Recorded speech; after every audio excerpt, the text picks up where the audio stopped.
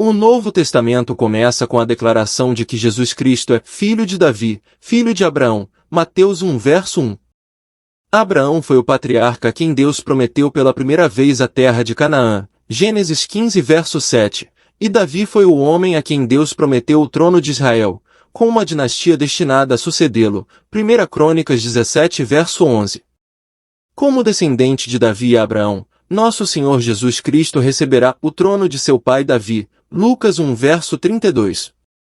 Ele será universalmente supremo, mas em particular, reinará sobre seu povo Israel.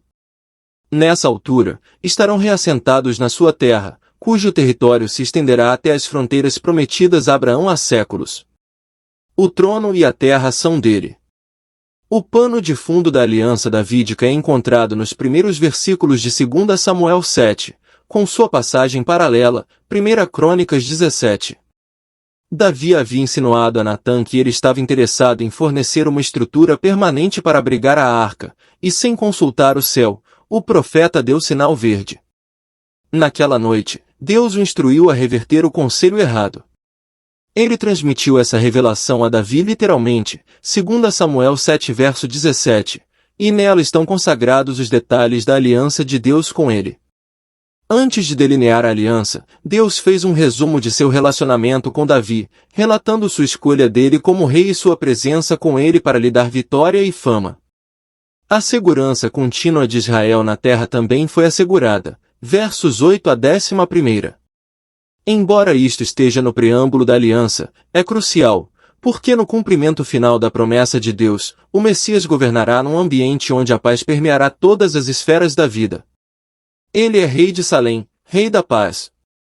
Depois de relatar as bênçãos passadas, Deus fez uma promessa sobre o futuro de Davi e da sua casa, ele te fará uma casa, verso 11b. Esta foi uma enorme compensação após a decepção esmagadora de ter sido negado a Davi o privilégio de construir o templo. Obviamente, o uso da palavra casa não se refere a uma estrutura material, pois o capítulo 5 verso 11 relata detalhes da construção da luxuosa casa de Davi nesse sentido físico, e nosso capítulo o encontra confortavelmente instalado ali. Portanto, a palavra portuguesa, dinastia, transmitiria melhor o sentido do que está sendo prometido. Davi lideraria uma dinastia que duraria para sempre, pois aquele que reinará para sempre sobre a casa de Jacó, Lucas 1 verso 33, é da descendência de Davi segundo a carne, Romanos 1 verso 3. Este uso da palavra casa, que significa família ou lar, é bastante comum na Bíblia e, de fato, houve outra ocasião em que Deus concedeu uma linhagem familiar como recompensa das parteiras fiéis. Nos dias em que Moisés nasceu, as Escrituras dizem, Deus fez-lhes casas. Êxodo 1 verso 21. Uma posteridade estabelecida era de considerável importância para as pessoas nos tempos antigos. Por exemplo, Jonatas obteve de Davi uma promessa, sob juramento, de que mesmo depois de sua morte, Davi nunca eliminaria sua família, 1 Samuel 20 verso 14 a 17. Ele manteve essa promessa até o fim do seu reinado, 2 Samuel 21 verso 7. Inicialmente, a promessa de uma casa para Davi abrange a próxima geração, depois de te levantarei a tua descendência, 2 Samuel 7 verso 12. Então, a promessa é estendida no versículo 16, a tua casa e o teu reino serão estabelecidos para sempre diante de ti. Daí a resposta de Davi ao Senhor, também falaste da casa do teu servo para muito tempo, verso 19.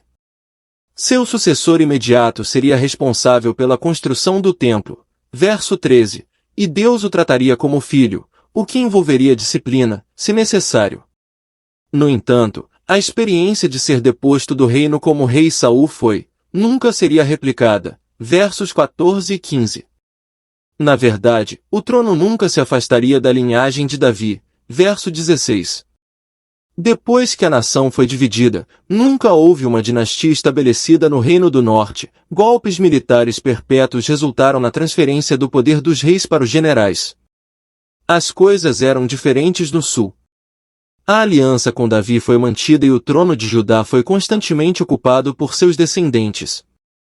A única exceção foi quando Atalha se levantou e destruiu toda a descendência real, 2 Reis 11 verso 1, e durante 7 anos chefiou uma administração ameaçadora. O bebê Joás foi resgatado da carnificina e, embora a dinastia de Davi estivesse por um fio, ela se manteve firme, pois os propósitos de Deus nunca poderão ser frustrados, ele sempre cumprirá sua palavra. No cativeiro babilônico, a dinastia pareceu cair no esquecimento, e o trono de Davi nunca mais foi ocupado. No entanto, Deus sabia exatamente quem eram os descendentes de Davi, pessoas comuns que viviam na obscuridade, mas todos mencionados na genealogia do Messias. O último deles era apenas um carpinteiro em Nazaré, mais conhecido no céu como José, filho de Davi, Mateus 1 verso 20. A dinastia era como uma árvore cortada até a raiz, e ainda assim um ramo forte e vigoroso brotava dessas raízes, Isaías 11 verso 1. A aliança davídica será totalmente implementada quando o Messias reinar. As palavras que ouvimos muitas vezes como os termos da aliança são inadequadas, porque foi mais um dos acordos incondicionais de Deus, sem quaisquer termos a serem cumpridos pela nação ou pelos indivíduos dentro dela. A palavra disposições é mais adequada. As disposições da aliança davídica incluem, então, os seguintes itens. Primeiro, Davi terá um filho, ainda por nascer, que o sucederá e estabelecerá seu reino.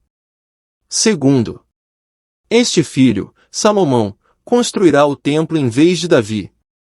Terceiro, o trono do seu reino será estabelecido para sempre.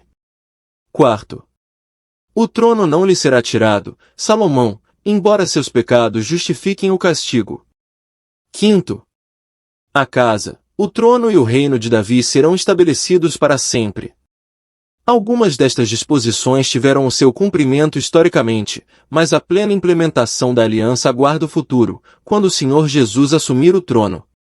As palavras-chave em 2 Samuel 7 verso 16, relacionadas a este aspecto futuro da aliança são as seguintes. Casa, o Senhor Jesus é da semente de Davi, 2 Timóteo 2 verso 8. Reino, haverá um povo sobre o qual o Senhor Jesus reinará. Trono, o Senhor Jesus exercerá autoridade soberana e absoluta, Salmos 72 verso 8. Para sempre, como está bem descrito em Isaías 9 verso 7, do aumento deste principado e da paz não haverá fim, sobre o trono de Davi no seu reino, para o firmar e o fortificar com juízo e com justiça, desde agora e para sempre. O zelo do Senhor dos Exércitos fará isto.